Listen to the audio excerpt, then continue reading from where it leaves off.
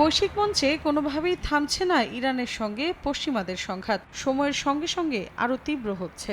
এবার যুক্তরাষ্ট্র ও ইউরোপীয় মিত্রদের অযৌক্তিক ও অসম্ভব শর্তের কারণেই জাতিসংঘে নিষেধাজ্ঞা ইস্যুতে সমাধান ব্যর্থ হয়েছে বলে অভিযোগ তুলেছেন ইরানের পররাষ্ট্রমন্ত্রী আব্বাস আরাকচি। ইরান কোনো চাপেই জাতীয় স্বার্থ বিসর্জন দেবে না বলে স্পষ্ট বার্তা দিয়েছেন তিনি। জাতিসংঘ সদর দফতরে বৈঠক শেষে সাংবাদিকদের মুখোমুখি হয়ে তিনি বলেন, ইরান যুক্তিসঙ্গত প্রস্তাব দিয়েছিল, ইউরোপীয় কর্মকর্তারাও তা স্বীকার করেছেন, কিন্তু মার্কিন প্রশাসন ভিন্ন পথে চাপ দেয়ায় সমঝোতা সম্ভব হয়নি।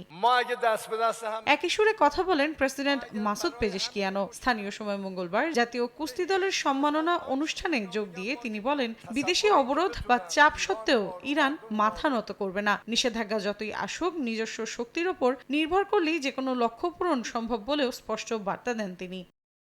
একই দিন বাগদাদে ইরানি প্রতিনিধি দলের সঙ্গে বৈঠক করেছেন ইরাকের জাতীয় নিরাপত্তা উপদেষ্টা কাশেম আল আরাজি। বৈঠকে দুই দেশের নিরাপত্তা চুক্তির আলোকে যৌথ স্থিতিশীলতা, সন্ত্রাসবাদ ও আঞ্চলিক হুমকি মোকাবিলার বিষয়ে আলোচনা হয়। এ সময় আল আরাজি স্পষ্ট করে বলেন, প্রতিবেশী কোনো দেশের বিরুদ্ধে আক্রমণের ঘাঁটি হিসেবে ইরাকি ভূখণ্ডকে ব্যবহার করতে দেয়া হবে না।